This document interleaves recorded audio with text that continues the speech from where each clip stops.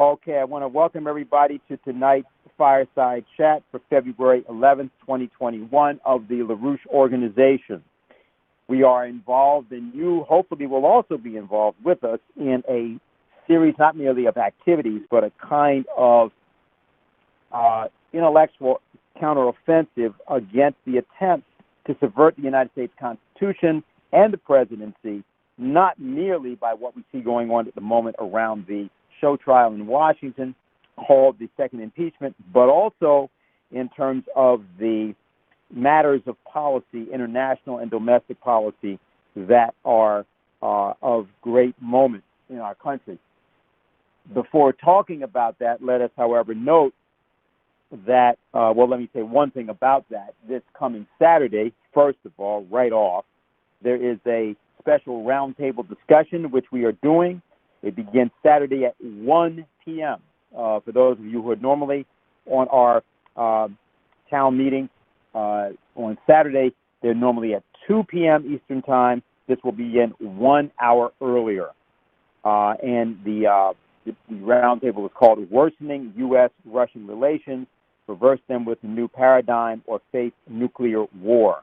And there'll be a series of speakers, including Raymond McGovern, retired CIA analyst from the Veterans Intelligence Professionals Society, Senator Mike Gravel, former U.S. Senator Mike Gravel, well known to people who understand what happened with the Pentagon Papers back 50 years ago, and his role in standing up at a time when very, very few would stand up against injustice.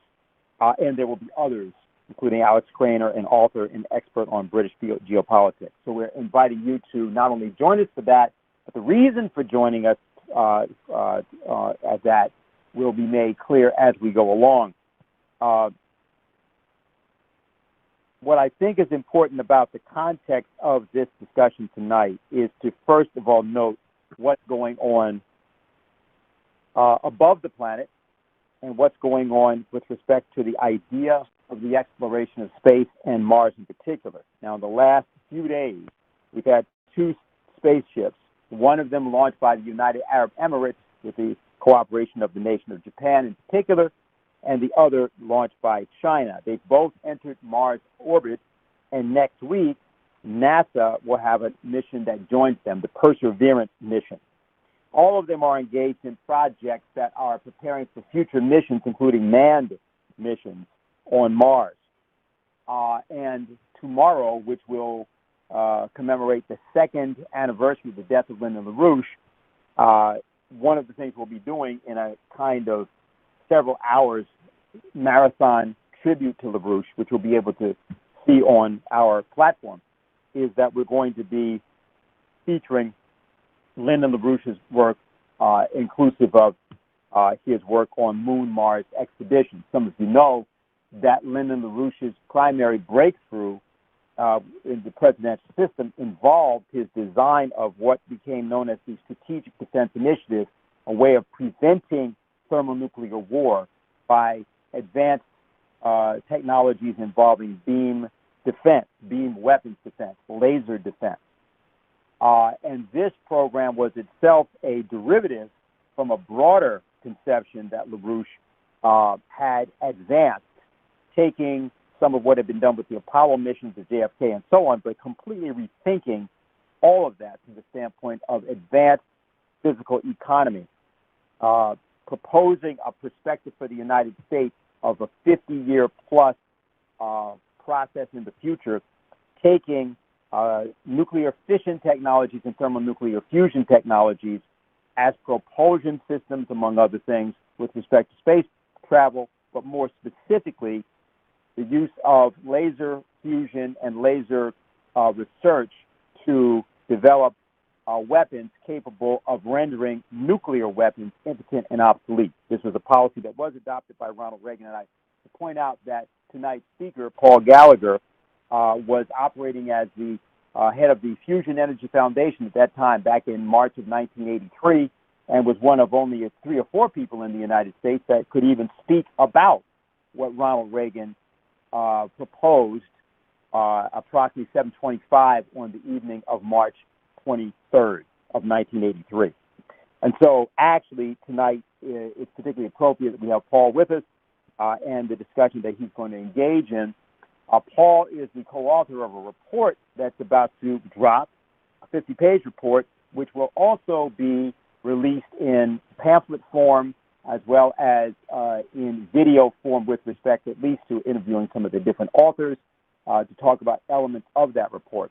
So without further introduction, I want to go right to Paul, who will tell us about that report, tell us about what your role would be, and in the course of the next hour to hour and a half, we'll also be proposing for you various things that you can do with us over particularly this next 72 hours because of the combination of tonight, what we're doing tomorrow with respect to this LaRouche Marathon, what we're doing Saturday with respect to this particular roundtable, and then, of course, what we're expecting to occur over the course of the next week with respect to the Mars exploration and the role of the United States collaborating, at least implicitly, with other nations in that arena.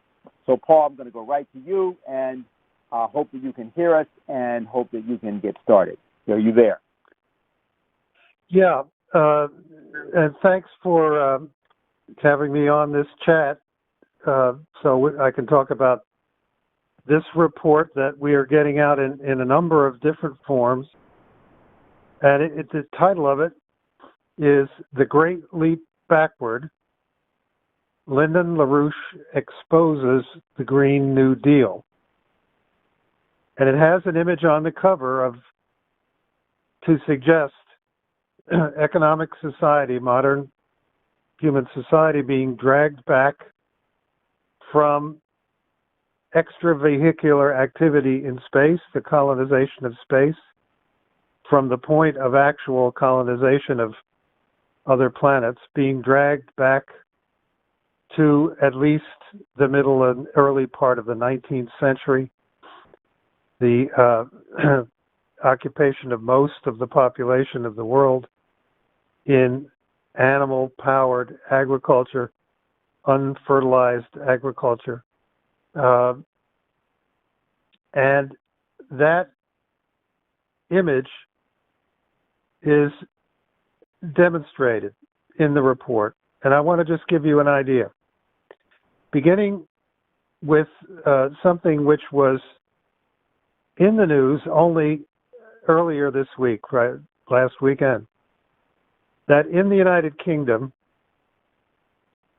the financial news was that the Crown, the state, that is Queen Elizabeth, and her royal family and all of its retainers and associated financial oligarchical circles, intelligence circles, the Crown directly was going to earn the equivalent of $16 billion over the next 10 years without investing anything, by virtue of the fact that it is leasing, it controls the leasing rights, the Crown does, to all of the offshore waters around all of the British Isles, and is leasing some of those for 6 huge wind farms for which major financial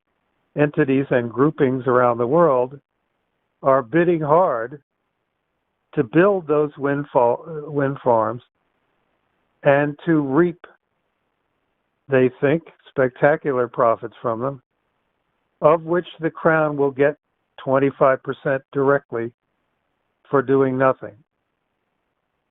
As Huck Finn told Jim in that famous novel, when he was asked, what do kings do? He said, they don't do anything. Unless there's a war. If there's a war, they fight the war, but otherwise they don't do anything. $16 billion is the Queen's anticipated revenue in a decade from this project. Now, at the same time, 6% of the electricity already being generated in the United Kingdom is being generated by the process of burning wood in a big wood-burning turbine plant, steam turbine plant powered by wood, called the DAX project. Probably adding the expansion of the DAX project, which is planned, to the 6 major wind farms which are being bid for, will put the United Kingdom in a situation of probably a quarter of its electricity or more coming from the burning of wood and the blowing of wind. Now, I could take you to Denmark, another monarchy, in which an extremely similar situation is now unfolding, with the planned investment of about $33 billion, the equivalent in euros of about $33 billion, much of it by the Danish state, for which its subjects, the monarchy's subjects, will be paying new taxes in order to develop a huge offshore wind farm 80 kilometers, out in the North Sea. I could take you to Korea, South Korea, which is anticipating foreign financial combinations to come in, Wall Street, London, so forth, to come in with $50 billion to build wind farms, giant wind farms off the east coast of Korea. I could take you to an agreement that has just been signed. How real it is remains to be seen, but has been signed between the European Union and 31 different African countries. The objective of that agreement is to cover a significant part of the Sahel and parts of the Sahara with photoelectric cells, with solar panels, and use that extremely diffuse form of heat-driven electricity to make hydrogen through hydrolysis, and also to attempt to make it by thermal cracking with a very diffuse source, primitive source of electrical energy, and take that hydrogen and export it back to Europe to use it for fuel in motor vehicles in particular. They already tried this some 20 years ago and abandoned it in what was then called the Desert Tech project, but they're at it again. I could take you to Germany, which is deep already, very deep into the quicksand of this policy, economic quicksand of this kind of policy of being dragged back and down into a previous century as the mode of generation of electricity and energy, where the average household pays 35 cents per kilowatt hour of electricity. In the United States, currently, we pay 10 on average. They pay 35. The countryside is covered with windmills and solar arrays, huge solar arrays. I could take you to California, where nuclear power and wind and coal power have been eliminated. And the state is attempting to generate more than half, considerably more than half of its electrical power from these very energy diffuse and interruptible, intermittent forms of power, solar and wind, and as a result is trying to import a third of all of its power and is having blackouts. But let's go back to the United Kingdom again, to the example that I started with the wind and the wood. There is a situation, and just tell me what century this reminds you of. There is a situation in which the Crown, with its vast ownership and leasing rights to forests, to public lands, to offshore lands, and so on, is entertaining, on the one hand, foreign and domestic financiers to build wind turbines by the thousands off the coasts and sell power to Britons, to the Queen's subjects, probably on the order of 35 cents per kilowatt hour equivalent. A huge price. And they think make a huge profit. And kick 25% of it to the Crown itself. While at the same time, other forest lands are leased in order to cut down the wood and put it into large wood-burning electrical plant projects like DACs. And again, the very pricey power is paid for, and the Crown gets its kickback. Now, what century does that remind you of? The 21st, the 20th, early in the 19th, or let's say maybe the 15th? And look at the same situation in India when at the point that the British East India Company in the first half of the 18th century had taken pretty much control of most of India and was driving the Indians back out of making fine clothing, making madras cloth and so on, and into just producing cotton and importing cloth, and was taking land out of agricultural cultivation to do it, and was suppressing the ownership and use of animals in agriculture, and produced famine after famine in which millions of people every 20 years would die in these famines as if they were back in their own 12th or 13th or 14th century. So no one can say, no, wealthy capitalists would never embark on a backward technological leap like that. They'd have to be crazy. Unfortunately, the contrary is true. They do it all the time. The London Financial Center and the British Crown do it all the time and have been doing it for centuries. But now, this is being done on a global scale, and it is very far advanced. As we bring out this expose to attack it, it's actually being implemented. This is the number one threat to humanity. Throughout the rest of this century, there is no more dangerous threat to humanity than this policy. And if you say, well, what about the threat of thermonuclear war? This policy is where it will come from.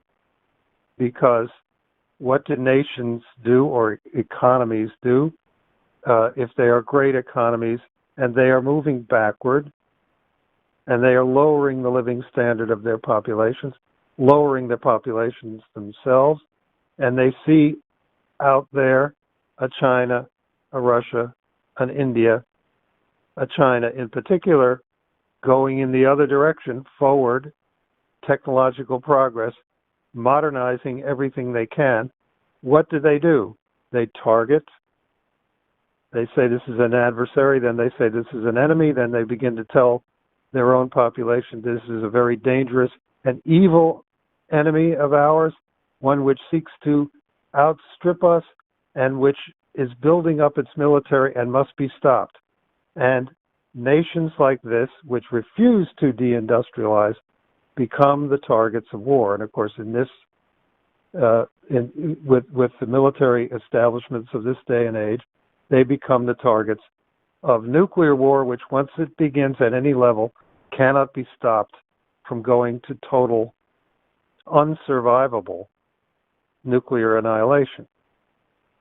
So this is the number one threat to humanity, and also to the integrity, the constitutional integrity of this nation, and the history of this nation's American system economic policy is threatened by nothing other than by this. So when we conceive this to get this out in many forms, both online forms and also print forms and interviews with the authors and so forth, which are all going on and being prepared and being done. And we ask people to mobilize to get this out everywhere. What we're aiming at is that a strong resistance grow immediately against this economic quicksand, and that we really fight it. We were in a situation over the last few years where many Americans convinced themselves, because President Trump had pulled the country out of the Paris Climate Accord, as he absolutely was right to do, they convinced themselves that this would not happen. President Trump would not allow it. He would stop it. Well, now it's up to them. It's up to you. It's up to us to stop this. So that's the purpose of our bringing this out and putting some thought into how it can circulate very widely among not only Americans but internationally, so that we can bend the stick back in the other direction, in the direction of working towards an agreement among the United States and China in particular, but also Russia, India, other countries, an agreement among them to invest in the most modern infrastructure for the developing countries and for themselves, to take examples like the Belt and Road Initiative and make them international and make them interplanetary, as everybody can see the potential of that right now with the traffic jam in orbit around Mars, which will be in effect as of the middle of next week when the American orbiter gets there. And then it's going to be a really exciting period of watching what happens from there.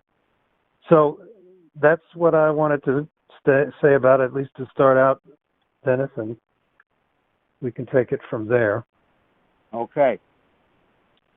Okay, thank you, Paul. Q&A session has started. To ask your question, please press *6. The queue, and let me, while people are getting in, make sure that I announce something that we're doing in commemoration of the second anniversary of Lynn's passing. New book of Lyndon LaRouche writings, Genius Can Be Taught. February 12th marks the second anniversary of the passing of Lyndon LaRouche. On this occasion, EIR is pleased to announce the publication of a new book. It is 810 pages long and includes the following papers and presentations by LaRouche: Restore Classical Education to the Secondary Classroom, What is a Humanist Academy, The Design for a Leibnizian Academy of Morocco, the International Language Project, the New Standard American English Curriculum for Effective United States Public Schools, Letter to a Secondary Student on the Subject of Education. There are several other writings that are indicated here. So what this is a compilation of a portion of the documents that LaRouche wrote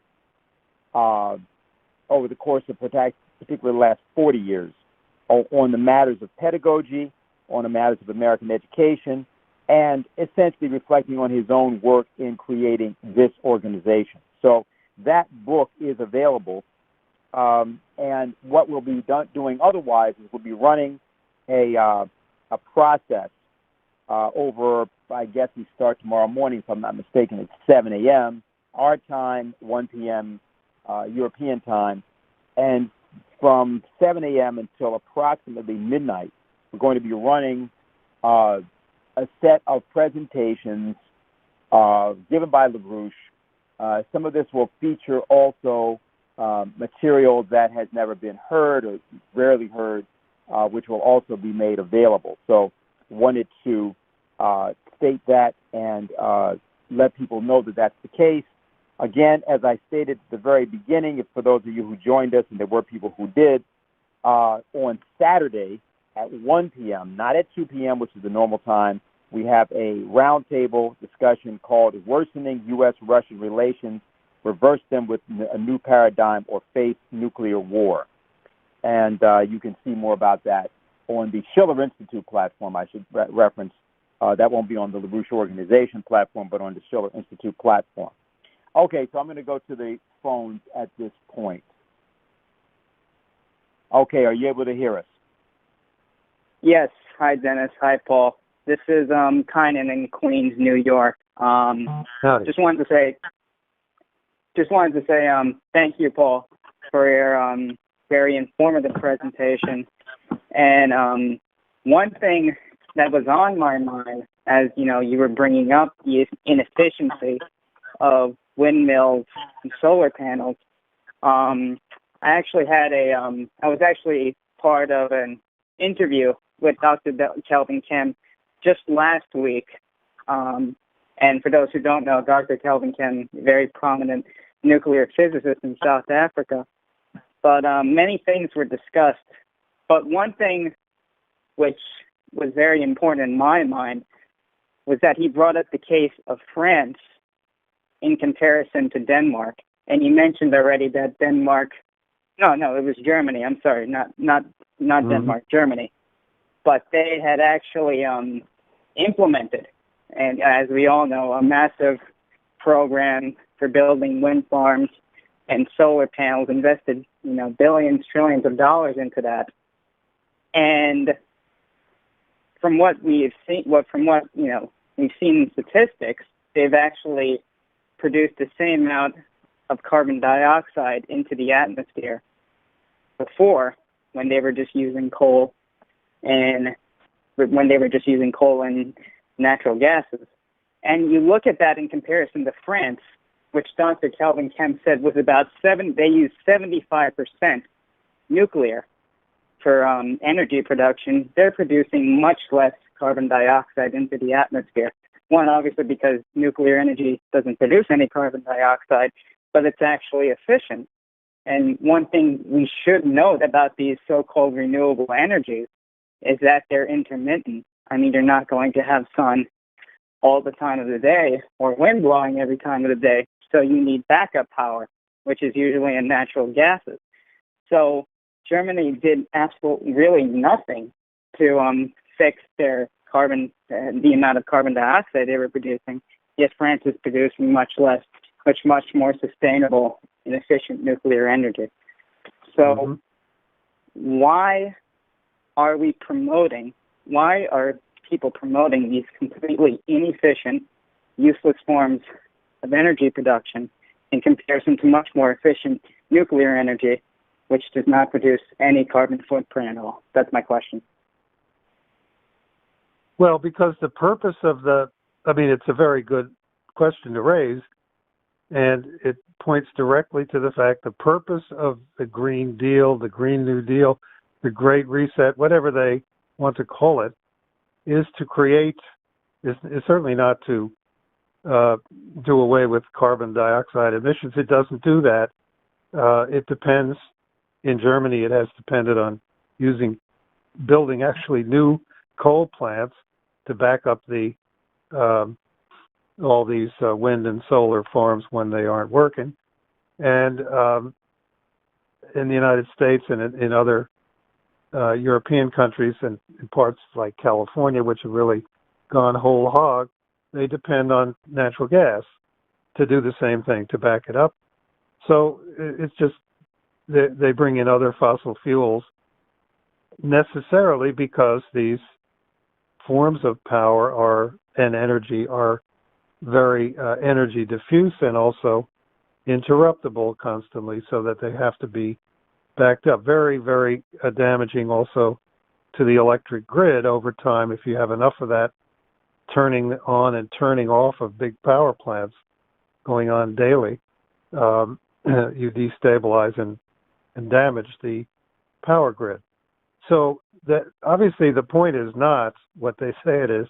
The point is, first of all, build up a very large new financial bubble. And I think from the examples I gave you at the beginning, starting with the one in the UK, you can see how this works. It depends on putting carbon taxes on populations at the front end to pay for these things, or very high prices and fees, such as electricity prices, on the back end to pay for these things, and make them the profitable elements of a new bubble.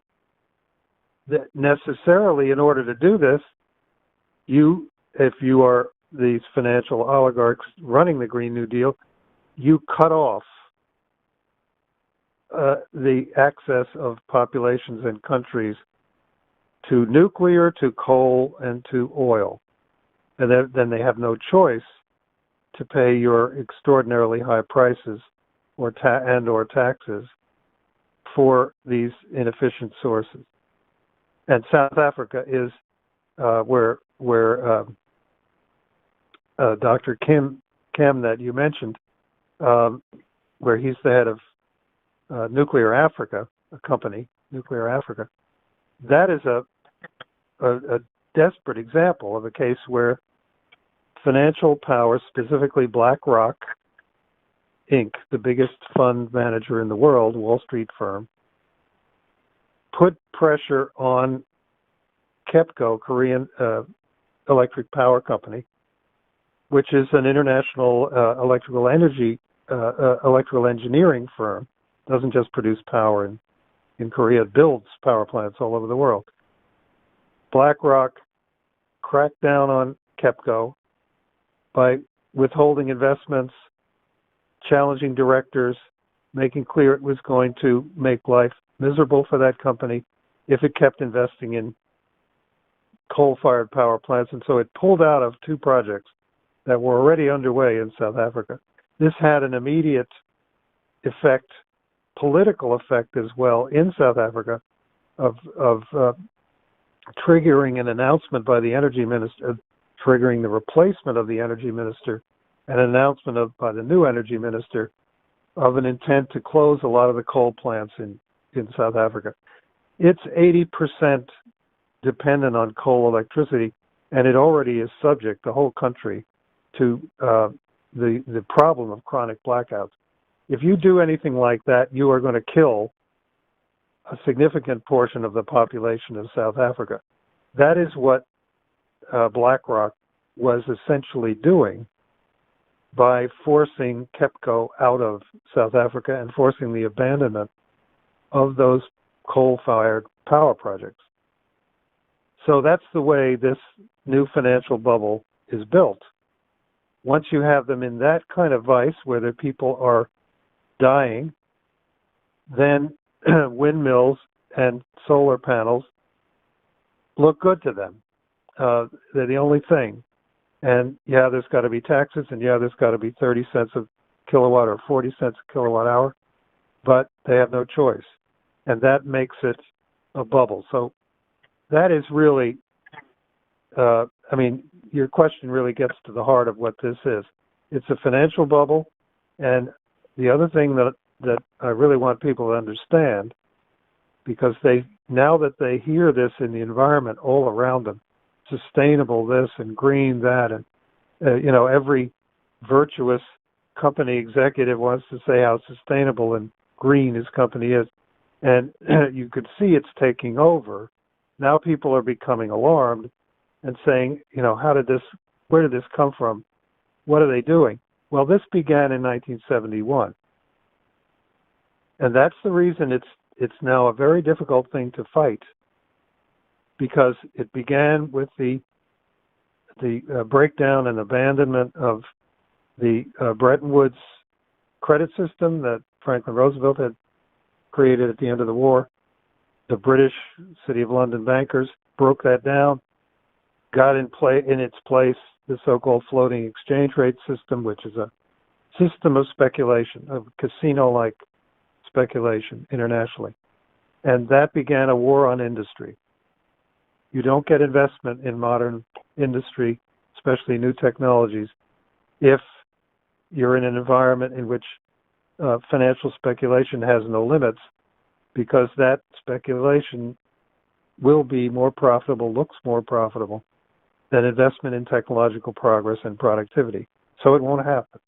And essentially a war on industry began at that point in 1971, and Lyndon LaRouche called it that. He warned it was coming in the late 60s, and he called it that in 1971.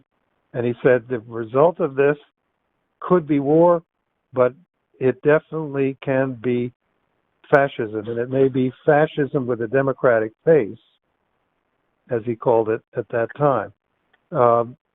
So this has been going on since then.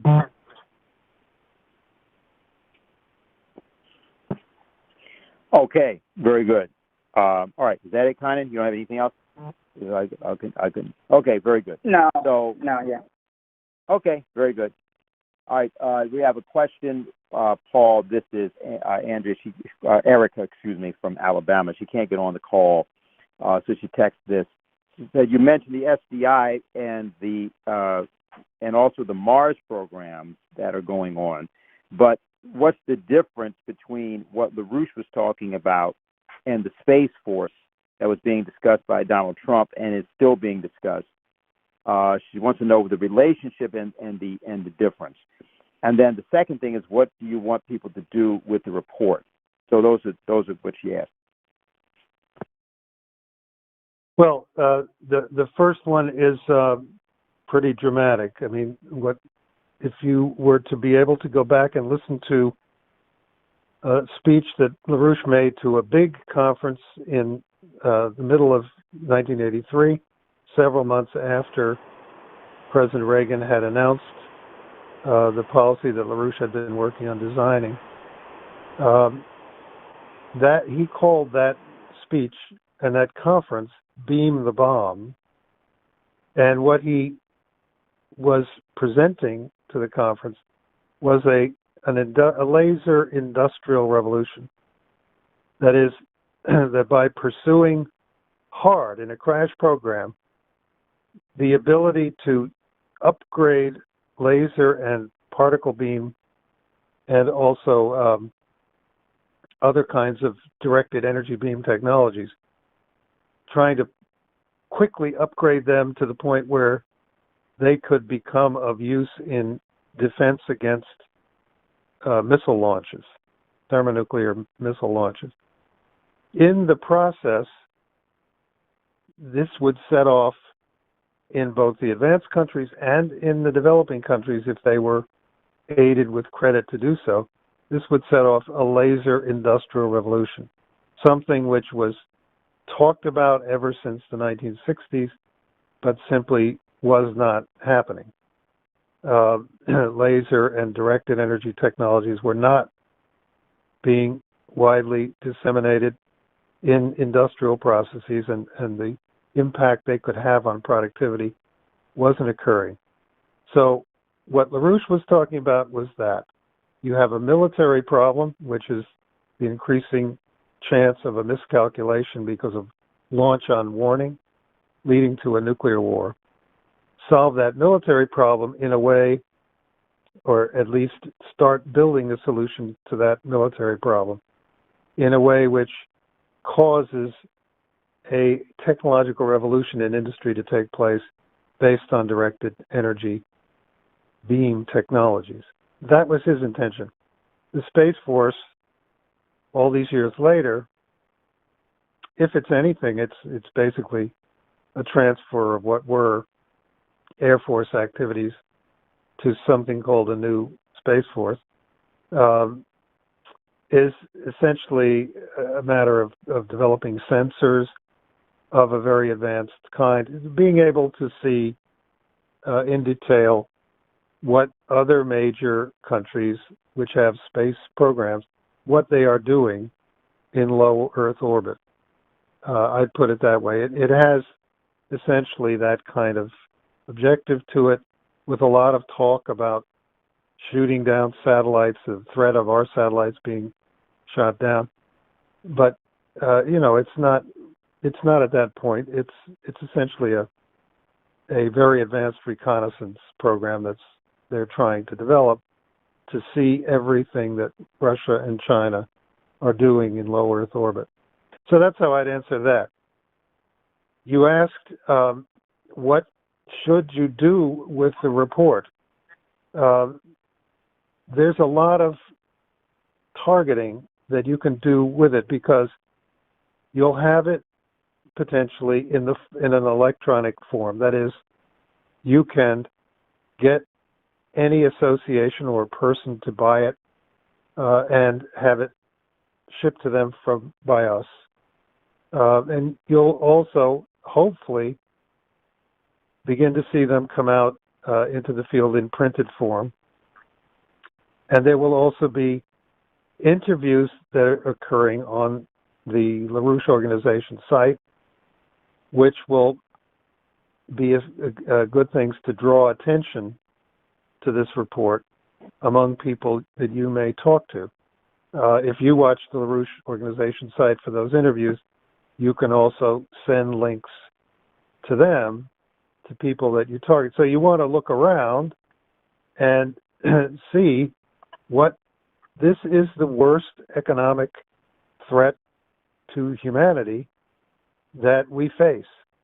So any group which purports to be, its intention is to improve the economic life, the standards of living of people, of its members, that group has got to know that this fight is what will determine not only the standard of life of the people that they represent, of the people that they organize in the future, but whether those people will be able to survive in the future, because the purpose of this thing involves drastically reducing the population.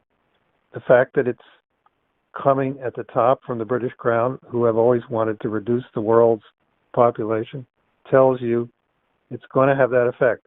The fact that it's targeting food production, that we can't have these ranchers raising all these livestock. They've got to have very few livestock. They've got to be growing plant-based foods on the farms. That's all. The Royal Institute of International Affairs, we have its thing it just came out with in this special report. Royal Institute of International Affairs in the UK came out with its own report saying there's got to be a turn to plant agriculture only, no livestock, no meat, and people have got to eat less of those plant-based foods than they do now. Very blunt about it. If that's your target with agriculture, then you intend to starve and kill people. So any group, whether it's a union, whether it's a group of an agricultural cooperative, a farmers union, a trade union, a business group, they have to stop this. And you want to look for such targets around you, and then you have these means to get them interested in this, in the material in this report. So that's what I would say. Dennis, you may have more on that, but that's how I would answer it, at least to start. Well, I mean, I'll just say the following in terms of what should happen. I think that, well, first of all, next week we have Mike Billington, correct, Paul? Isn't that the case? Yeah, it is. Mm-hmm. And he's one of the co-authors of the report as well, right? He is, yeah. Okay. Will the report be out by tomorrow or the next day? Is that what we're thinking? Well, the process is a little slower than I think some people thought. The report went out as a special issue today to the subscribers to EIR. It has to be simply provided with a different cover, and other small changes have to be made to it in order to put it out for sale electronically. That is, for people to buy an electronic copy to be sent to them either as a PDF or else. Okay. Right, but in other words, it'll be available. So that will be the case within days, and already there are sales of that special report going on already for $30. All right. Well, I mean, here's what I would propose we do. Well, I think we should have a discussion, and people should now know we are going to do this next week, which should involve not merely a few of the authors of the report, but some of the scientists or others that can be respondents to this. I mean, there are several people who are, very clear about climate change and very clear about what kind of a scam it is. And I think we should get some of those people on the call. I think they should be on the same way we've had on before Benny and people like that. I think that people should mobilize to get other people to listen. I think that there should be a lot of people, or first, there'll be content, portions of the report.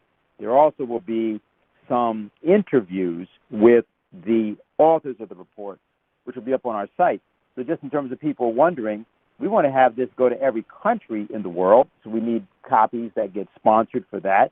But we also obviously want it to go to various corporations, whether we're talking about energy corporations or steel production or cement, but frankly, anything which is physical productivity is threatened in the country with something like this. And I think that's another thing people should do. But I think specifically, you got, first of all, of course, the activities we've already talked about. You can, you're going to have tomorrow where you can organize people to listen to Lyndon LaRouche directly. That'll be all day. And there'll be all kinds of things. Of course, it'll be up tomorrow, the next day, the following day in particular. We have our other roundtable. But I think that we should now organize next Thursday to be a kind of review for people. They will have seen maybe portions of the report or have seen some of the interviews.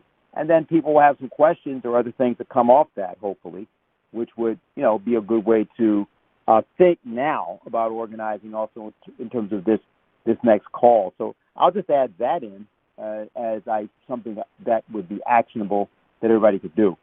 And maybe there'll be more in a few minutes. So I'll go back to the phones at this point, and we'll just continue. Okay, are you able to hear us? Yes. Can you hear me? Yeah. Yes. Hi. In Pennsylvania. How you doing, Dennis? Say hello, Paul. How you doing? I wanted to say one thing real quick. Dennis, your volume is not too good. Paul, I can hear you pretty good, but Dennis's volume is not as loud. So if you can do anything to boost that, it would help. Okay, there's two things I want to say. First thing is about what are the implications of lowering carbon dioxide in the atmosphere? Is this going to reduce the agricultural output per hectare on the planet, or is it going to lower the oxygen production by the plant photosynthesis in the biosphere? Is there anything good about lowering the CO2 in the atmosphere? That's the first question. My second question goes back to the SDI, so-called, that Reagan adopted LaRouche's proposal, and then who knows what happened to it because it was destroyed by the deep state or by the Bush regime in the British Empire. Was anything actually, any advanced technologies actually produced in this SDI program? Is this something that the Artemis program can build on, or was it just a charade?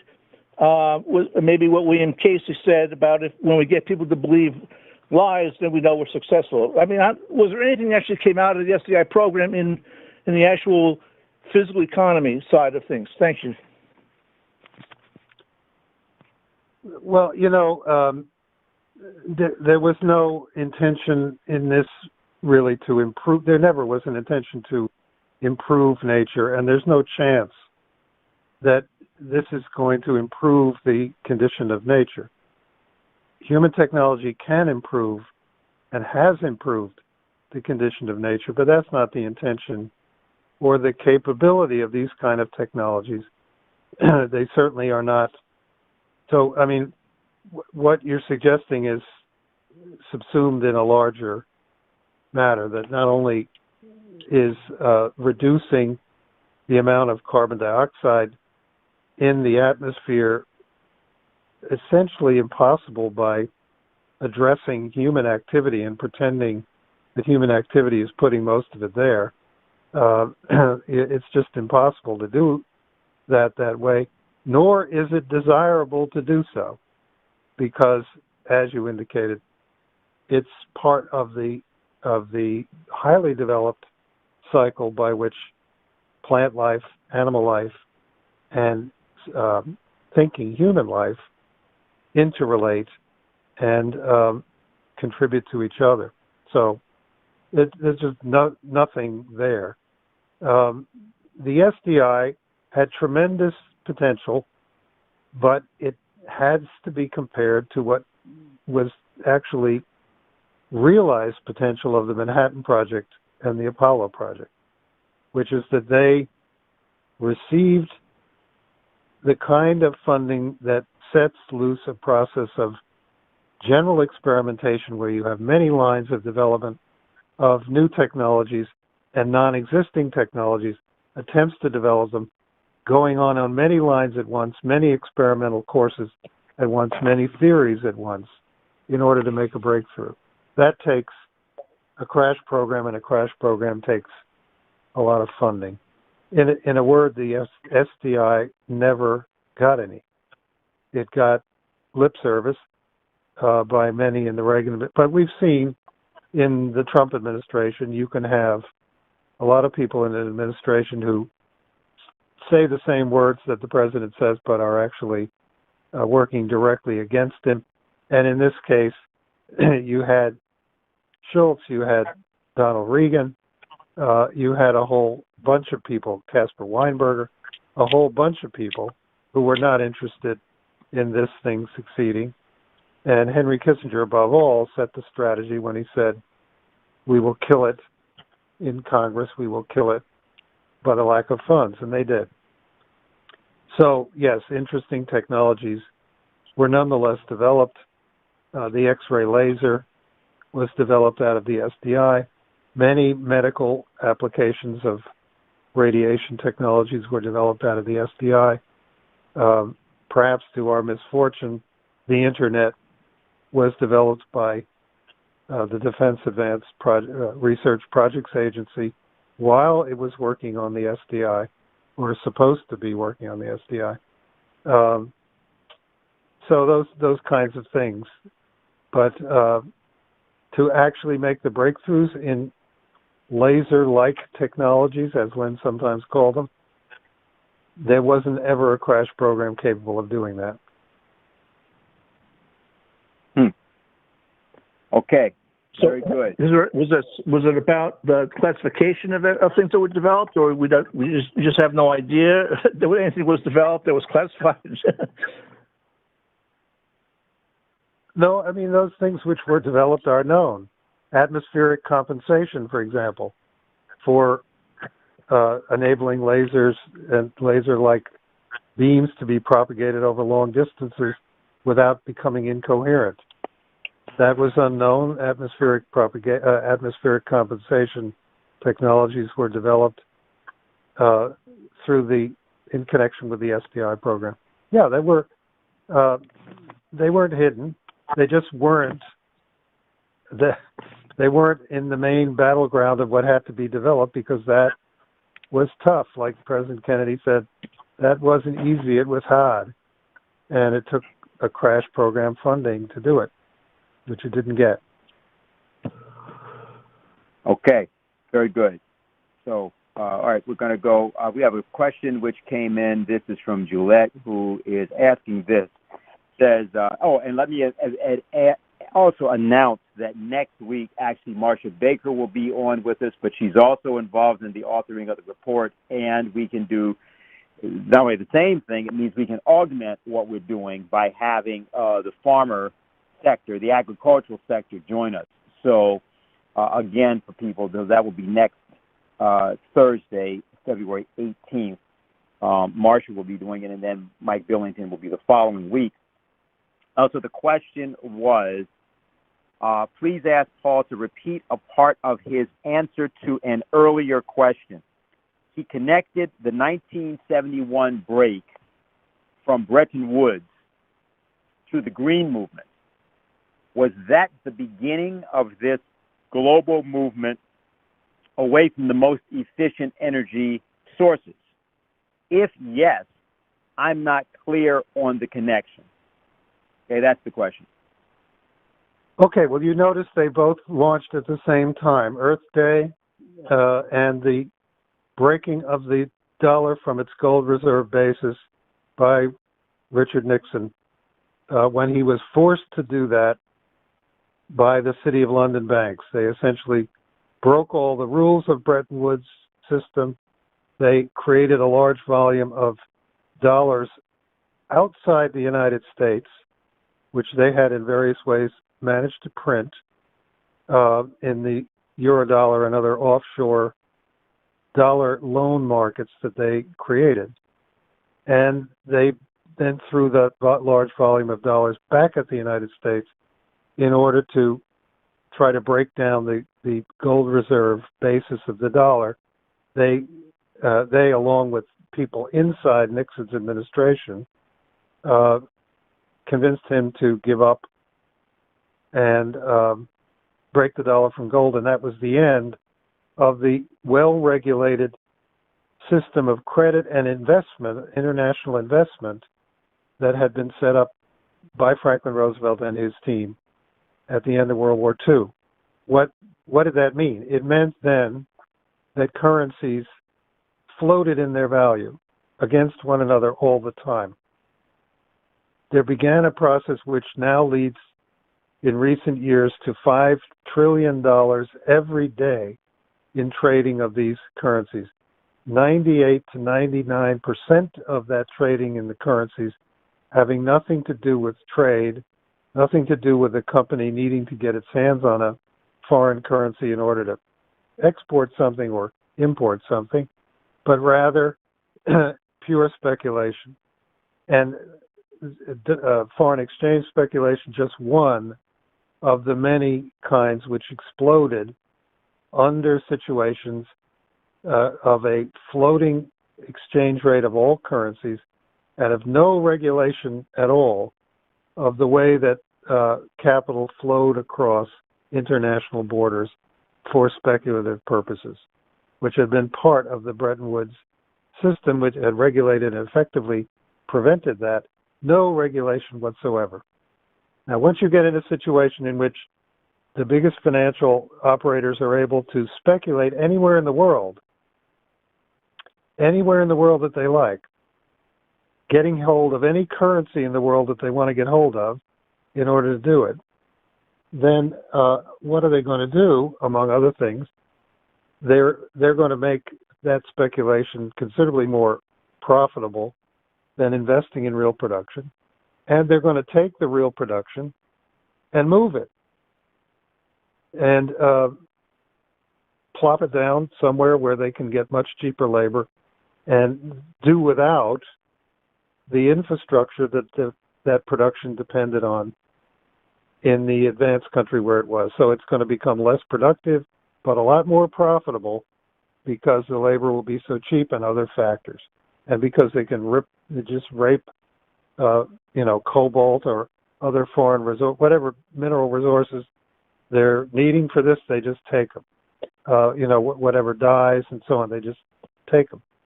And under conditions of that kind of speculation, taking is exactly what happens. It ain't buying, it's taking. So this all generates cycles of intense apparent profitability that then lead to crashes. And that's what has characterized the international financial system ever since, is the continual threat of either a deep recession or a financial crash, or both, especially since the 1980s, once this speculative system had really gotten going. So now, what does this mean for the way people view industry? They are much less involved in it. A lot of them have been thrown out of it in favor of other parts of the world where it has gone. They begin to lose that firm link of their identity to industrial production. And the industry itself, with deteriorating infrastructure, begins to work less well in many cases.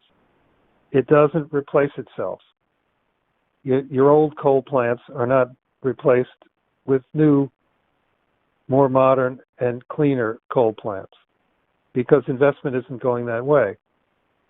It immediately upon this break with the Bretton Woods system, which LaRouche hollered to the skies when this happened immediately, this could lead to economic fascism with a democratic face.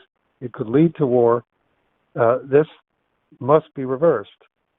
And at the same time came the Club of Rome and another fellow, the other book, Dennis, you know I'm talking about, the population, Paul Ehrlich, yeah. The population bomb. These early efforts didn't even make any attempt to be credible. They were later admitted and thrown away by their own authors. Ehrlich never really admitted anything, but he stopped talking about that book, and the Club of Rome formally admitted that it had committed a hoax with its book, The Limits to Growth. But in that period, what they were doing is simply trying to exploit youth, college students in particular, some high school, mainly college students, who had become radicalized against the Vietnam War and had tended to be turned against industry and blue-collar employees, blue-collar workers.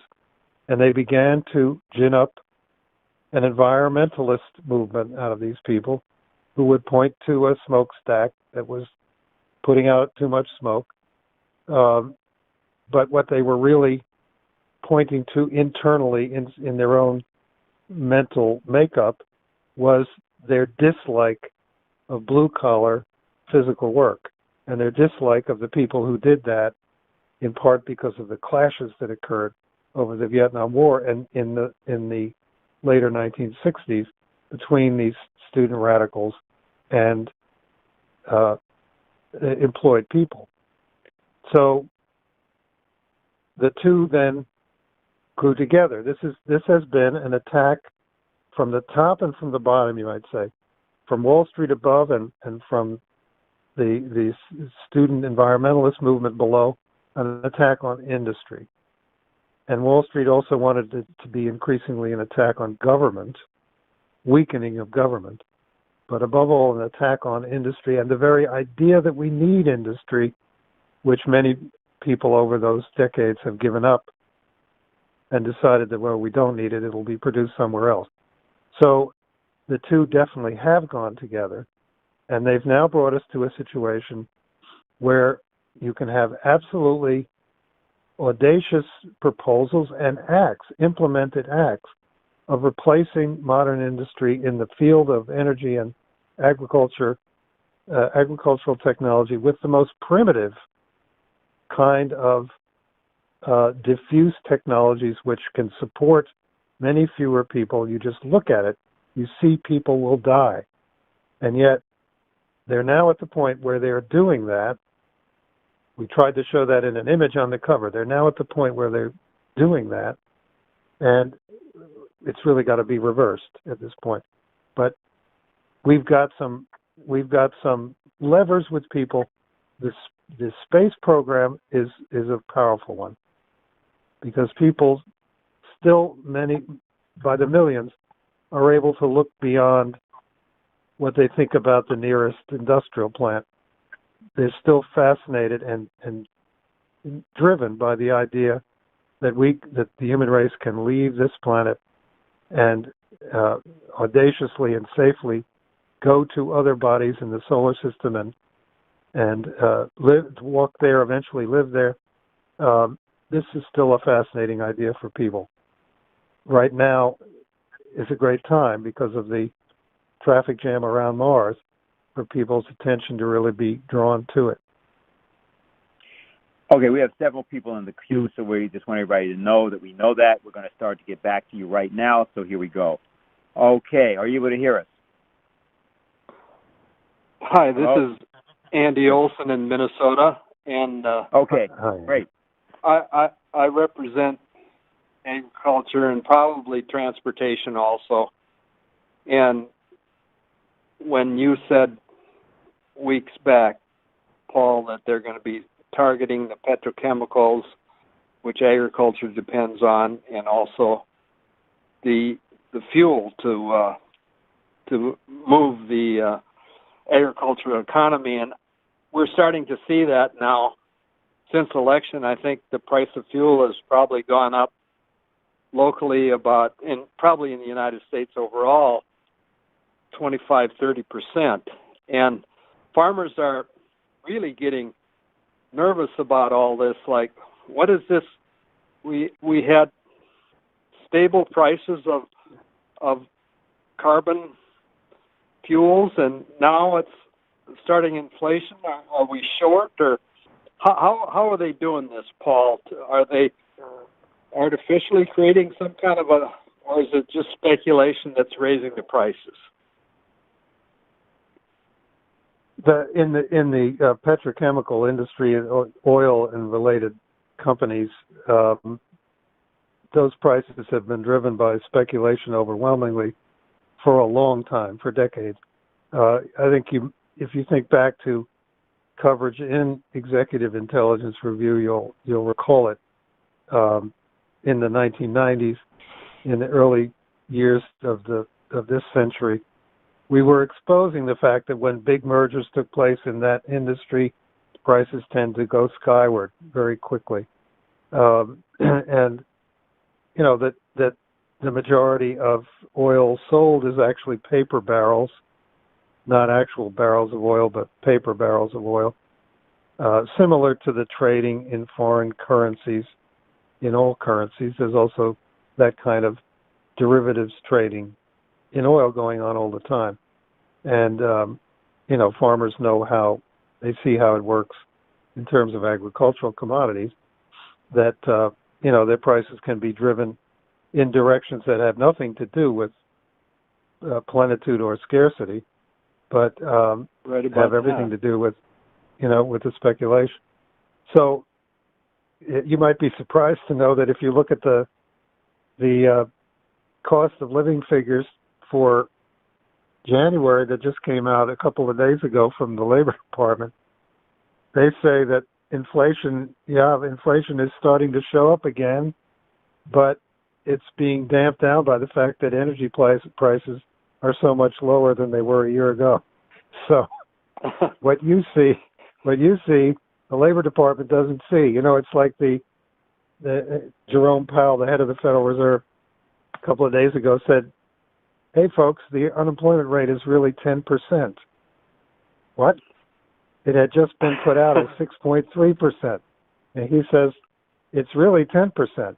Now, his purpose in saying that was to give a signal, here comes more quantitative easing, here comes more printing more money, because we see the unemployment is going up rapidly. So that was his purpose, but it's true. What you see actually going on is not what you read in the media is going on with prices, and it is speculative. But I mean, we're now facing something much more drastic than that, and that's what I was trying to indicate, where these things simply get ruled out. We're not going to allow, the oil companies, the big oil companies' stocks have all plunged. They're all trying to say how they're going to get out of oil, and they're going to make green energy instead. Why are they doing that? Because Wall Street has them over a barrel. It's a bad pun, sorry. But the oil industry is hugely indebted, even compared to other corporate debt. The oil industry's debt is immense as a function of its earnings, and have been growing rapidly all during the 21st century. It's really out of control. Wall Street is able to squeeze them very well, and the big funds are doing that, and saying we're not going to continue to invest in a company which is primarily making oil. So the companies are all saying, well, we're getting out of it. We're really an energy company. We're really building wind. They're trying to make it an unstoppable policy, and it won't be stopped at the level of the corporations saying no, which might be what many people will imagine. Oh, Exxon will never let anybody tell it not to produce oil. It won't be stopped at that level, but by American people and organizations effectively demanding a different policy that has to be actually legislated of investment in technological advance in industry and investment in expansion of industry, above all in new infrastructure for industrial progress. That's going to have to come from the American people. So the report is a weapon in the service of that, and I mean, you certainly have places where you can get people to buy it or to buy it for others. You know, we can also make effectively gift sales of this report where people buy it and say they want it to go to someone in an organization or whatever that they know should have it. It is for sale now on the in the store on LaRouchePub.com. Yeah, I'd like to say something here, both to Andy and everybody. Look, what we ought to do, therefore, is have hundreds of people on a phone call having a discussion, not about the report merely, but about their future. Because what you're talking about is that you got to have a recommitment of the people of the United States to agriculture, industry, mining, infrastructure, and for that matter, research and technology, research and development of new technologies. But it's got to be manifest. And the way to do it is to get the report, discuss the report, ask questions about it, circulate it, and make it something that actually begins to be discussed, particularly among young people who may not know what industrial employment even is. I mean, I think the questions that we got earlier about the whole thing about the SEI and the Defense Force, I mean, yeah, it would make sense if you're under 40 or under 30 particularly, why would you know there's actually a difference? And so I'm just pointing out that every branch of industry is threatened with extinction, not necessarily because everybody's going to go extinct, but because the quality of thinking of these people is so not only backward. We talked about the idea of the great leap backwards, but that's what often happens in society. And so I think if we got the farm sector and we got other people to really get into this, yeah, this would make a big difference. I think we should try to get that done in the course of the next days, and maybe have that Thursday call be a place where people can ask whatever questions they have, and have them answered in the kind of way that we're actually doing partially tonight. Dennis, if I could, go ahead. If I could just say something in response, I'm absolutely for that. There's a lot of discussion. Is the U.S. economy currently stagnating? Is it recovering? Is it falling again? But none of this is in the right dimension at all. The last year has absolutely ripped the guts out of the U.S. economy and bifurcated it. Right, not down the middle quite, but it has been characterized by the government giving money in lieu of creating any kind of productive employment, giving out money, a large portion of it going to Wall Street banks, another large portion of it going to American households which do not need it and are paying their credit card debts or speculating in the stock market with it. And at the same time, a large chunk, in the tens of millions of Americans, have been driven down during this year to a point of absolute immiseration, losing their shirts. And they are not right. They are not getting that money and paying down their credit card debts and speculating in the stock market. They are losing their shirts. And there literally are tens of millions of people.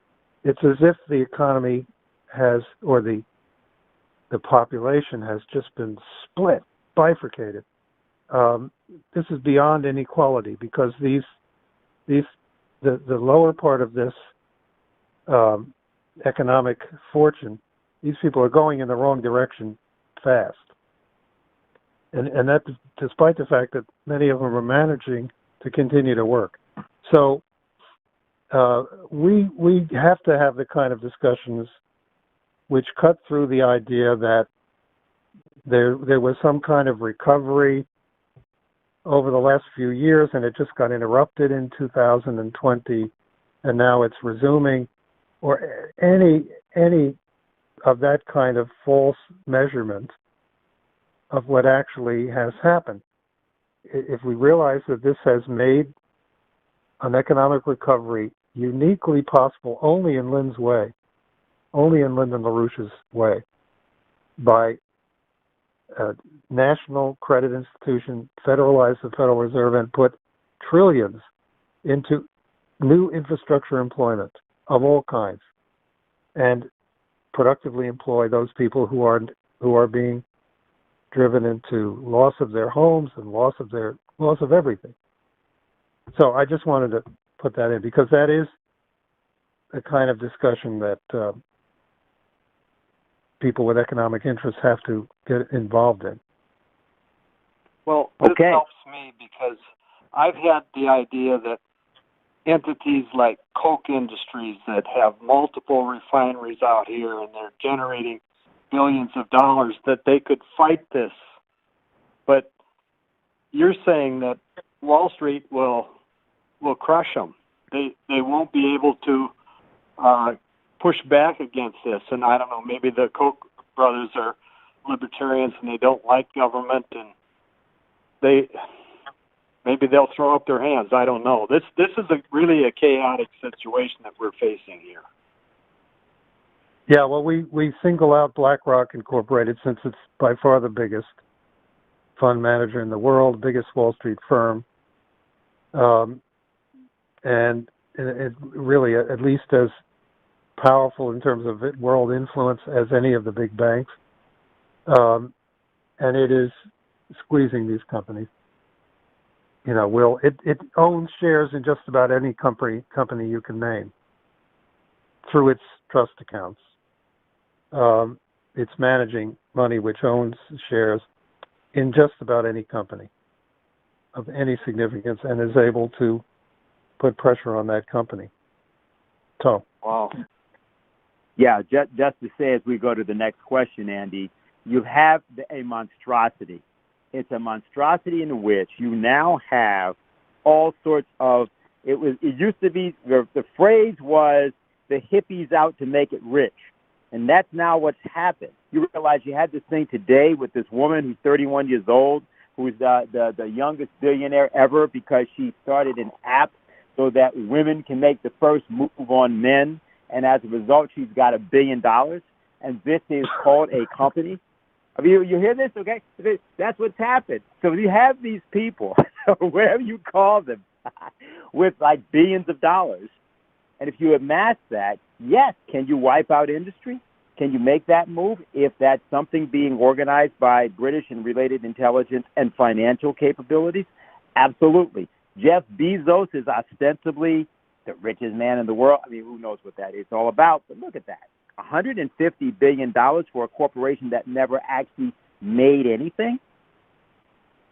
See, so that's what's happened, right? And so it's a question of us getting the American people in this deep discussion, which is what the pamphlet is for, and all of the different iterations of the pamphlet that we sort of talked about. The report. I said pamphlet, report, pamphlet, and also the different layers of interviews and so on.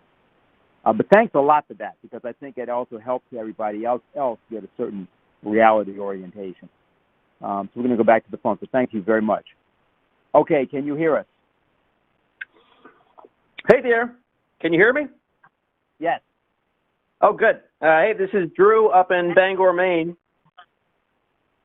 I have some a slight bit of. Can you hear me? Quite well, yes. Yes. Okay, I just got a slight bit of intelligence.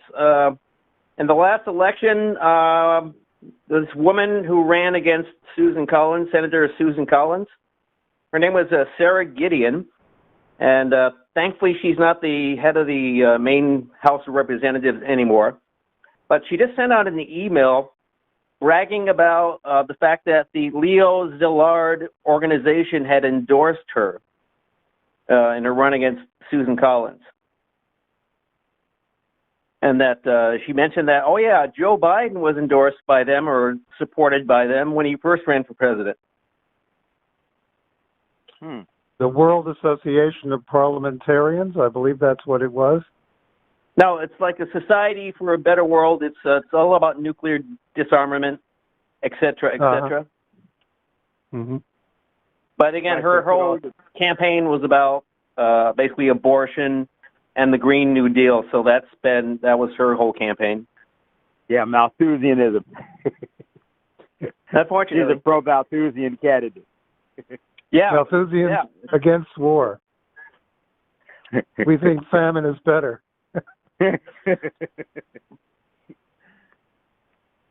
Yeah, by the way, anyway, I don't know. I've been trying to contact my representative Golden and Collins, but you can't really reach anybody. You only get the answering machine, and nobody really answers back. So it's hard to say if you're even getting. I know it's hard to say if you're going to reach anybody. Well, what we're trying. I was just going to say what we're trying to do, Drew, is with this kind of material. We've had our difficulties also over the last year without being able to talk to people at tables in the street and so forth, the Socratic method of organizing, which we've always used. But we haven't had a lot of printed material out. What we're trying to do with this is enable people like yourself to have more horizontal networks, develop networks without bothering about the House and the Senate for now, because we really need to get more people understanding what they have to fight for and what they have to fight against in order to have that impact. Dennis, you were going to say something. I'm sorry. Well, no, just that I just wanted to reference to Drew. I happen to know that he may have some material of some interest to those people who've been following Lyndon LaRouche for a long time. You may want to look through some of those old videos or other things you have. But also, since you're up in Maine and, we're looking at what we want to do in every state of the union around this, I think it's important for us, right, to not worry so much about the senators and congressmen right now who are sort of discrediting themselves through this second impeachment trial, but to get people in the areas and get them involved in this discussion. Have them have the idea, look, here's what's happening to us. We've got to start a discussion. And the idea is sort of, you want to have our conference calls become a forum for discussion of matters of economic, the economic future of the United States very quickly. I think a lot of people are going to want to be involved in that precisely because of what Paul indicated earlier to Andy Olson. So I'll just leave it at that, but I'd like you to recontact me on the other matter I referenced, because we're very concerned that in the next, starting tomorrow morning, early tomorrow morning, we're going to have all kinds of material that people will be able to review from Lynn, including some things never heard before. Private conversations or conversations with legislators in places like Louisiana or whatever, answering questions mainly. But it's important. That dialogue process Lynn was involved in for much of his life is exactly what the country needs right now. So just wanted to encourage you to take a look through what you have. That may be very helpful. All right. See you all later. Great. Very good. Okay. Can you hear us? Oh, hi. This is Howard in New York. Can you hear me? All right. Good, sure. good. All right. So, we're coming to the anniversary of LaRouche's passing, and this book sounds very interesting. It seems to have some of my favorite material from LaRouche. about the language project and things like that. So I'm definitely looking forward to that. Okay, but in terms of questions, there's so many interesting things. I mean, some of them we're going to have to avoid, like why are we even talking about global warming anyway and things like that. But this is interesting that if you were a chemical engineering student in the 1970s, say in 1975, and you were a freshman, you would be likely given by your professor an exercise on what would happen if you tried to get all of the electricity in Washington, D.C. from solar panels or from wind farms, even if they were perfect solar panels.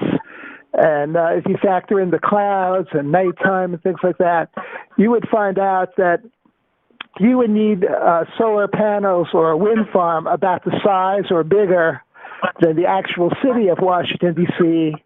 to provide the power for Washington, D.C.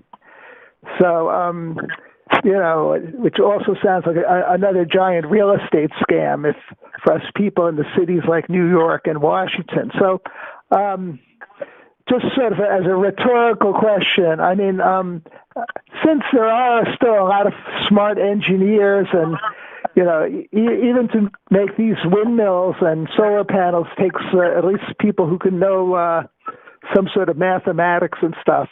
I mean, how can people in the engineering skills and education accept a policy which they could prove on the back of an envelope would only bring power for at most half of the population that we have now?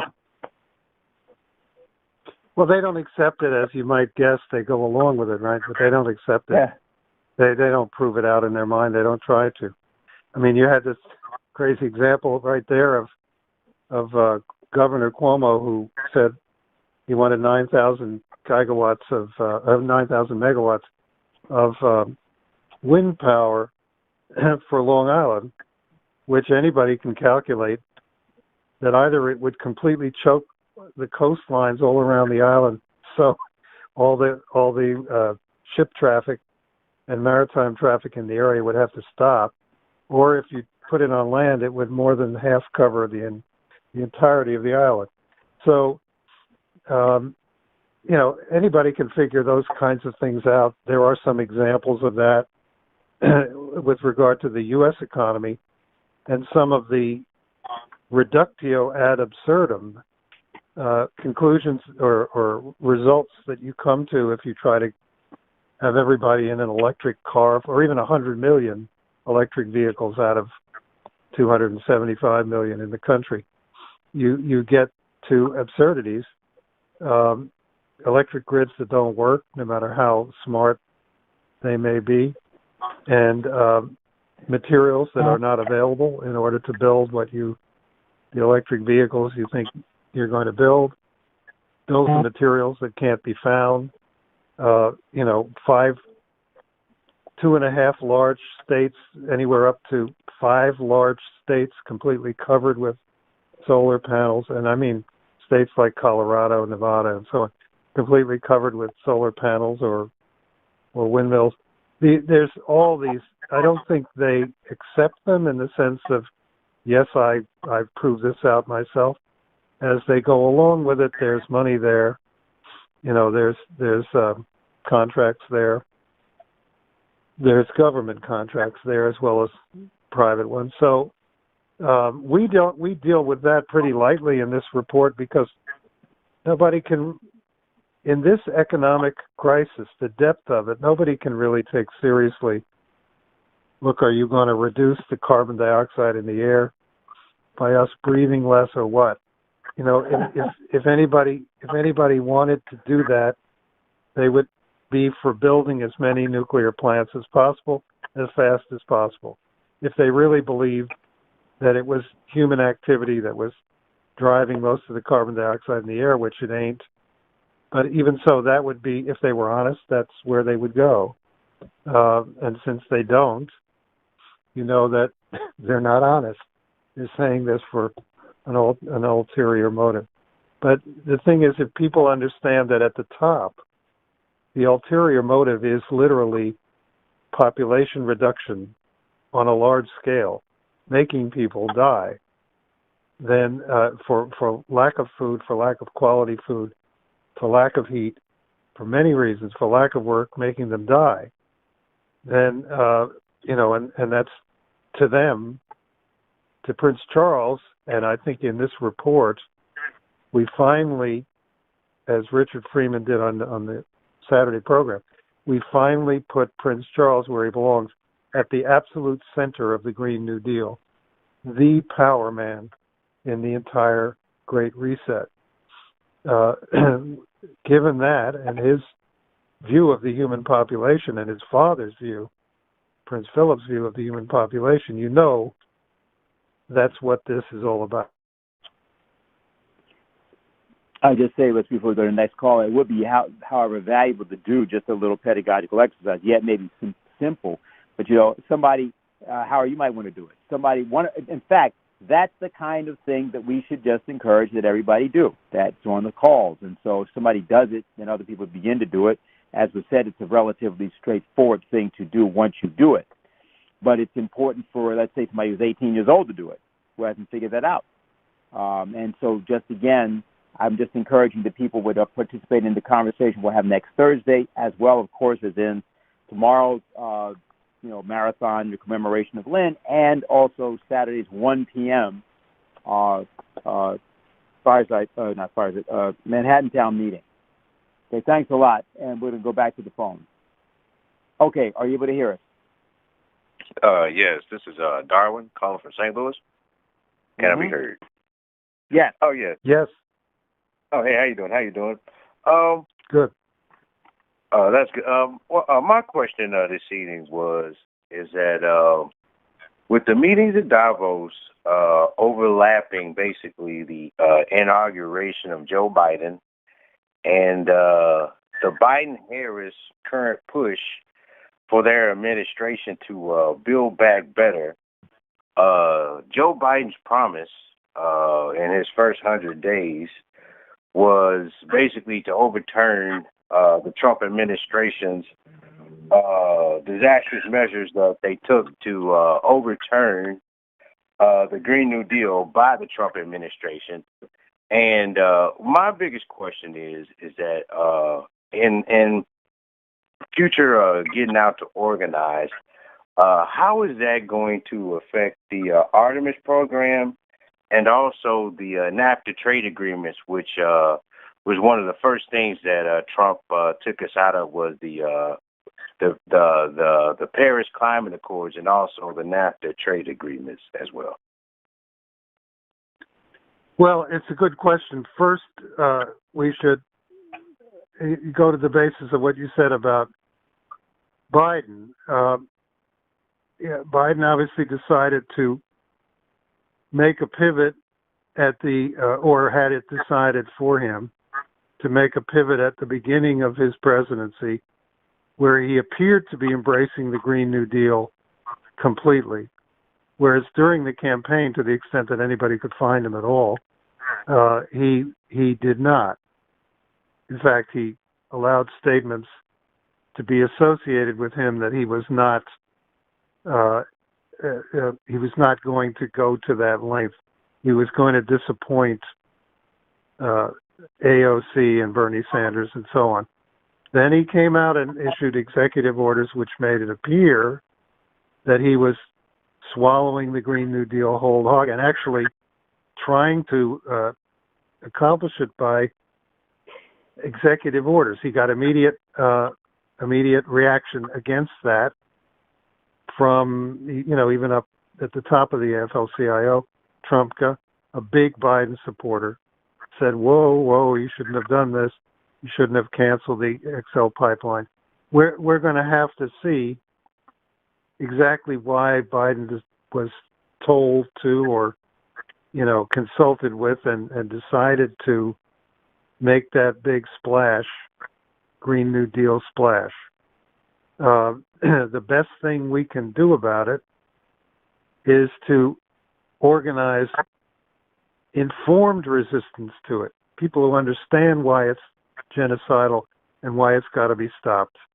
They have to understand that before they actually have the organized power to stop it, because that power really comes from that understanding, not the other way around. That doesn't come from a large number of people. It comes from your own understanding that it's got to be stopped.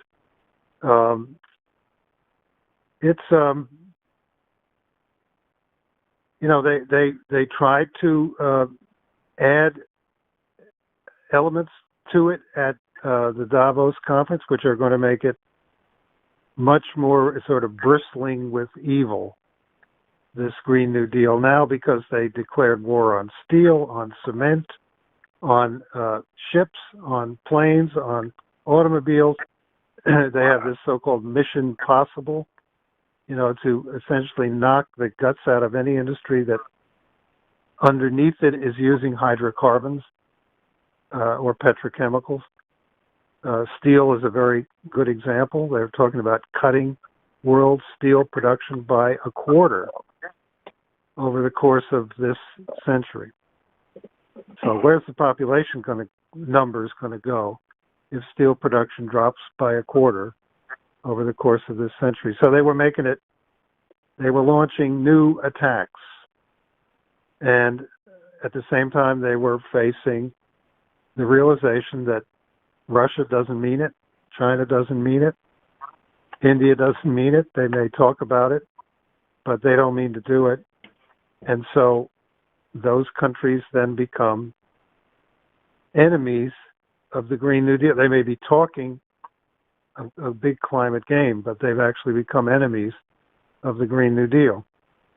And that's where the danger of war is really coming from. So I don't know if that answers your question, but I wouldn't assume that we know what Biden is going to be able to do with this yet. Just that he made a show. No question about that. Yeah, that was like my major question, because basically, as a voter, what we're really seeing, especially for the past 4 years, is that both parties are in this like basic tug of war, and within the first year, they're trying to majorly overturn what the other has done. So it's just, in getting out to organize, I want to take a different approach. It's kind of cold now, but I'm going to get out and start leafleting more. And that's sort of my new approach is I want to take to the streets with informed people to pass out leaflets. And that's my goal here in St. Louis. Okay. Well, that's very good. Sorry. Yeah, go ahead. I was just going to say that's a more important process than what you're seeing going on in Washington. It looks extremely dangerous, but there's a real question how many Americans are really paying attention to it. It's like a game of coup and counter coup. The Democrats trying very hard to split and destroy the Republican Party. The Democrats themselves developing some splits. A lot of this that's going on is a game, and it's intended really to inflame people to the extent that they'll allow censorship. They'll allow people to be shut up. I think, Dennis, you said the other day, when you see this kind of censorship, it often is a preparation for war. They see this kind of ability to censor people and stop political discourse as an end in itself, in a certain way to them, more important than doing something to Donald Trump. That censorship is an end in itself. What you're doing with this pamphlet, with leaflets, with the use of our internet interviews and so forth, what you're doing is to overcome that censorship. And that's really more important. Yes, and thanks a lot for the call. We're going to go to the next call, and I'll make a comment as we go to that. Yeah, I just want to point out that that's also the purpose of Saturday's discussion, which Helga LaRouche will be part of, Harley Schlanger will be part of, Ray McGovern will be part of, who some of you know from his previous appearances with us. formerly of CIA, and of course of Hello. Russia. And so on. Wait a minute, please. I'm speaking. Thank you. So the idea here is that this forum on Saturday is about what we're talking about. Because what you're talking about, and the idea of the elimination of all these things, it can't be done. That will come to war before that happens. So it's something just that people should know and be aware of, so that as we talk about getting involved in the next days of organizing, you're thinking about it that way. And Saturday's discussion goes right to that. Okay, fine. Go ahead, please. Yeah, I'm Joe calling from Houston. I'm wondering if you could say something about the whole business of carbon futures, carbon trading. I know that my former state senator Ellis, as long as 10 years ago, was given I think an all expenses paid tour to London to ogle at the carbon trading floor over there, and I don't exactly know how this works, so I was wondering if Paul could say something about that aspect of the thing. Thank you. Yeah, hi, Joe. Well, we had a previous report in 2015 which contained a section that I worked on carbon trading and how it had been discredited by continual corruption scandals since it was, this came from the work that was done by this British Crown agent, Nicholas Stern, now Lord Nicholas Stern, who was paid to set rules for carbon markets back in 2002 to 2004. The Stern report was supposedly the beginning of rules for carbon markets, but of course the rules were never followed except in the extreme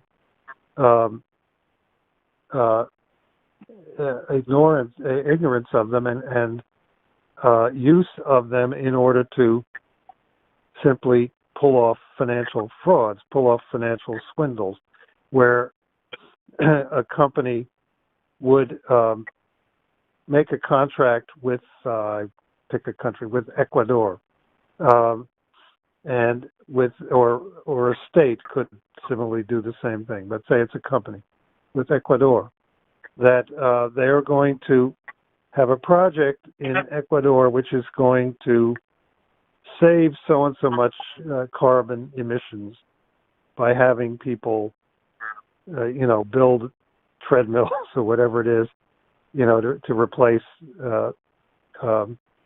motorized plows or whatever they have with their own human power. And that's going to save carbon emissions because they're going to stop using whatever petrochemical fuels they're using. And that's going to generate a lot of carbon credits. And the company can then use the carbon credits in order to use petrochemicals. That's the way it was supposed to work. It's a obvious colonial looting and rape scheme to begin with, but usually the way it actually did work is that the companies or someone in the company involved wouldn't do anything but just take the money. Because you could take those credits and sell them. So they just sell them, and in many cases they'd sell them multiple times and walk away with a bundle. And you began to have environmental groups which prided themselves on being serious environmentalists who would write reports exposing the carbon trading market and saying carbon trading will never work. And that's where they came to instead wanting carbon taxes. They decided that a carbon tax is something honest. You just force people and companies to pay it. And that funds the bubble of the appropriate technology, the renewable technology. Whereas carbon trading is just a lot of swindling. And literally takes place on Wall Street type exchanges. So there are carbon trading futures and derivatives, as well as just trading carbon rights. So, it even developed a real stink with big environmentalist groups, Friends of the Earth, groups like that, exposed it. Okay. They did try at Davos. They did try to give it a nice sheen again. I noticed they put out some things from there, claiming success of some programs in California, which I know chapter and verse were absolute failures. But they were trying yet again at the Davos conference. Paul, here's what I'm going to do. We have 3 more people in the queue. I'm going to take their questions. I'm going to have them each get on and say what they are asking or their comment, or kind of go 1 through 3 so that we can get ourselves. We're at 10:45 at this point. So, okay. Okay, are you able to hear us? Hello, this is Pat from Virginia. Can you hear me? Yes, you're very clear. Okay. I have 2 questions. First of all, it was my understanding that this all new stuff had to do with getting a reduction in population, and number 2, dealing with the financial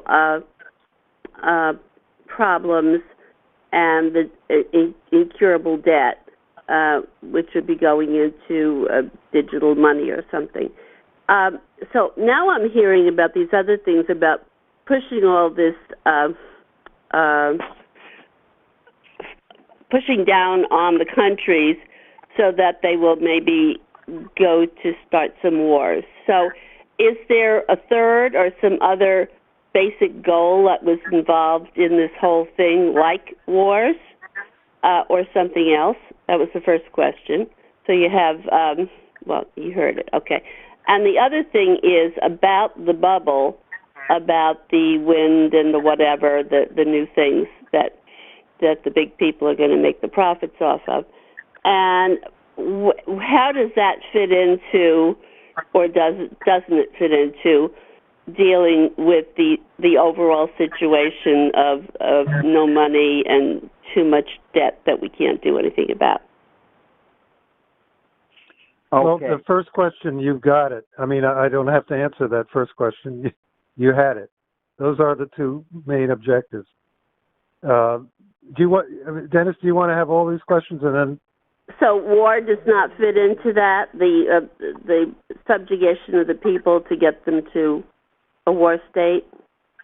That was just a side issue? That's because, Dennis, I'm asking, do you want me to wait until I you think take what we them ought all? to do is, because otherwise we might miss the other 2 people. So, why don't you go ahead. You know what the questions are, so you can go to those. I remember these, yeah. Great, you got both of them, okay, and I broke them down too as well. All right, very good. All right, yes, hi. Hi, good evening. This is Jim from Michigan. I wanted to just tell everybody I got my EIR copy today on this latest white paper, and I perused through it, and it's the most necessary writing at this time, like all other white papers this organization has put out before. Now, my question is, on the marathon of Lynn's videos, I believe starting tomorrow at 7, is this a series of videos that will, of all different videos, or is it just a certain number that will be repeated during the day? And then the second question is, will this be archived on LaRouche Pub or some other venue other than, the other, I can't even think of it. Okay. Anyhow, is it going to be archived where we can retrieve it at any time and word it? Okay, very good. We got both of those. We can answer those. Thank you. Okay, can you hear us? Sure, Roger from Baltimore. Yeah, Paul, what you're talking about, is, as the population becomes reduced, the expense of what's going on has to be paid at a greater rate by the people that are left, which increases the amount of deaths that are going to happen. So this could spiral very quickly out of complete control. The other thing I wanted to bring up, I think we're being very kind, very lenient in our talking about these so-called people as though they were people, because, you know, being a human being is quite different from the activities that these people, I call them critters myself, because, you know, they have no redeeming qualities as human beings. So, you know, they're doing everything that's anti-human. So I think we should, you know, kind of label them distinctly as some other species, because they certainly do not act as a human species. So I just wanted to throw that out at you. Okay, very good. So, Paul, all right. have you, and yeah, well, Dennis, I'm going to give you Jim's questions to answer. Rogers, you know, we'll have to think of whether that's the primal scream is their species, or primate scream, whatever it is. But you're right, they are inhuman and anti-human, and that's what we're intending to do by locating it firmly this time in the British royal family and really proving it, not just asserting it, but proving that Prince Charles has been running this thing for 30 years. I'll go back to Pat's second question. The first one, I think she answered her own. She had it right. On the second question of war, justifying war on people, the point is primarily to set up a situation in which nations which are major obstacles to this policy become targets for war. You see, it's on a geopolitical level. Nations, number one, which are refusing to deindustrialize themselves, but in fact are continuing in industrial progress and in scientific progress, they pose obvious, severe threats to this green genocide policy, and therefore they become targets. But in addition, they have real scientific and infrastructural achievements and projects which they are putting forward and which are making an impact on other nations, and therefore magnifying their threat to the green genocide policy. You look at the way Russia has developed what so far has been perhaps the most effective vaccine anybody has developed. Certainly in the top 2 or 3, they did it even more rapidly than Operation Warp Speed here, which was an admirable thing. They did it even faster. Everybody wanted to attack them and say they skipped this step and they skipped that step, but it is highly effective, way over 90%. And even European nations, Eastern European nations and Central European nations now are saying, my God, the EU has completely screwed this thing up. We're going to get our vaccines from Russia. We're going to take their Sputnik 5 vaccine and vaccinate our people. That kind of thing, you know, China similarly with development of railroad routes, development of ports and so forth, that kind of thing pokes big holes in the Green New Deal policy because it gives options. The options which involve financing, which include credit.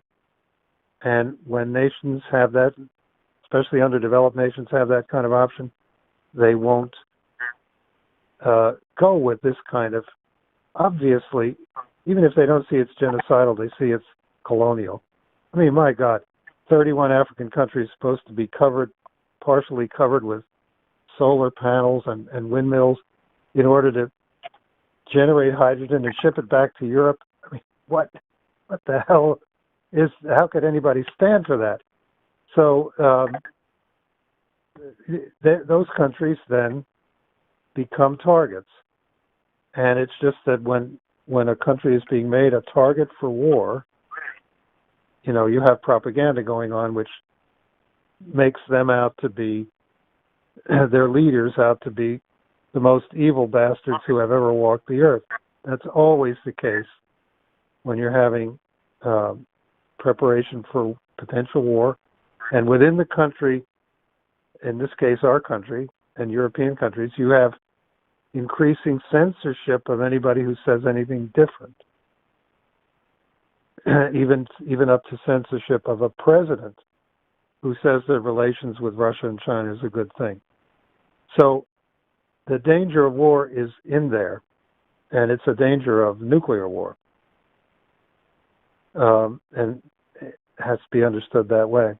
So Dennis, why don't you talk about the videos that are going to be shown tomorrow in the archive? Yeah, I have a few things. Exactly. So a few things. First of all, starting, I believe, at 7 a.m. in the morning, so if you go to the TLO platform, you'll be seeing that. I believe we'll be starting probably with the June memorial, June of 2019 memorial that was done for Lynn.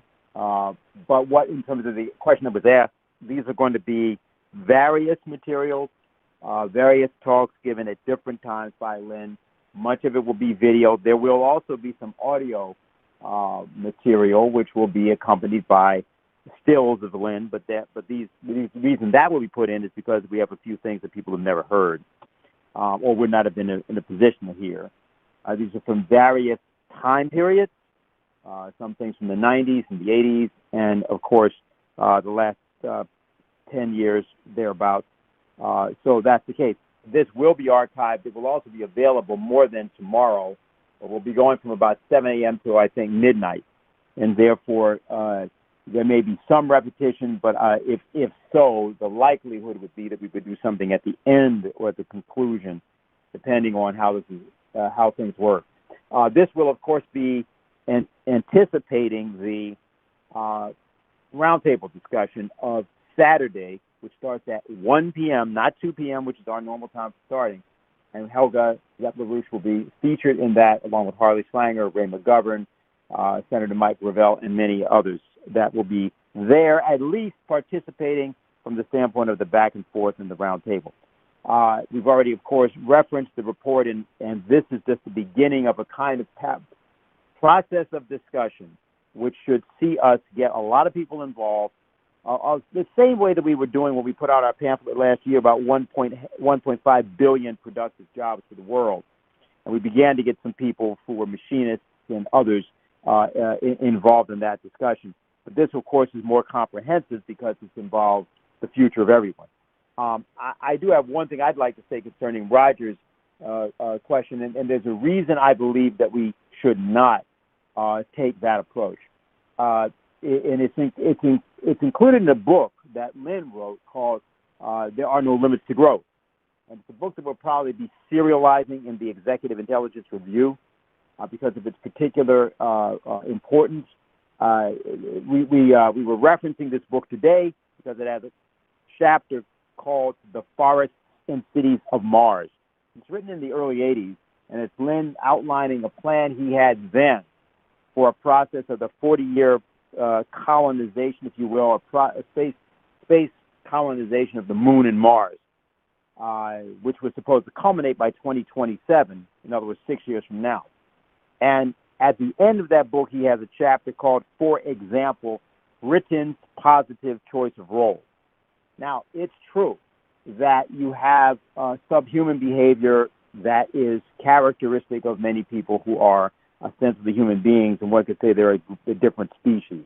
The reason that's extremely dangerous is because, of course, that's the kind of thing that was the stock and trade of people like Mussolini and Hitler, who called Jews another species.